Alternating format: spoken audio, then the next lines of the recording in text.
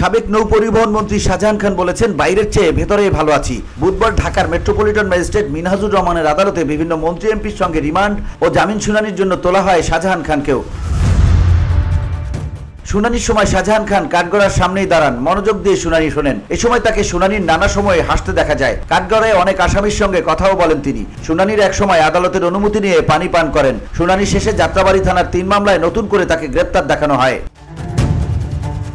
শুনানি শেষে তাকে হাতে হাত করা, বুকে বুলেট প্রুফ জ্যাকেট, মাথায় হেলমেট পরিয়ে হাজতখানায় নেওয়া হচ্ছিল। এ সময় শাহজাহান খানকে হাসি খুশি মুখেই যেতে দেখা যায়। নিয়ে যাওয়ার সময় তাকে সাংবাদিকরা প্রশ্ন করেন, কারাগারে কেমন নববর্ষ কাটলো। এ বিষয়ে শাহজাহান খান হেসে বলেন, আমাদের কথা আর কত শুনবে, তোমরা কিছু বলো, নববর্ষ যে হয়েছে এটাই তো। এছাড়া আদালতে ওঠার সময় শাহজাহান খান আরো বলেছেন, বাইরের চেয়ে ভেতরেই ভালো আছি।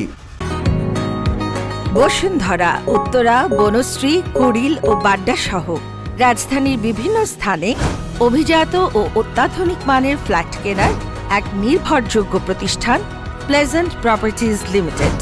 তাই আপনার স্বপ্নের আবাসনের জন্য আজই যোগাযোগ করুন।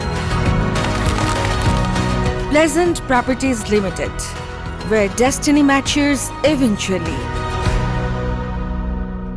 এদিকে গত বছরের 5 সেপ্টেম্বর রাতে রাজধানীর ধানমন্ডি এলাকা থেকে আওয়ামী লীগের সভাপতিমণ্ডলীর সদস্য ও সাবেক সংসদ সদস্য শাহজাহান খানকে গ্রেপ্তার করা হয়। মাদারীপুর 2 আসন থেকে টানা 8মবারের মতো নৌকা প্রতীক নিয়ে সংসদ সদস্য নির্বাচিত হন শাহজাহান খান। তিনি বাংলাদেশ আওয়ামী লীগের প্রেসিডিয়াম সদস্য এবং বাংলাদেশ শ্রমিক ফেডারেশনের কার্যকরী সভাপতি হিসেবে দায়িত্ব পালন করছেন।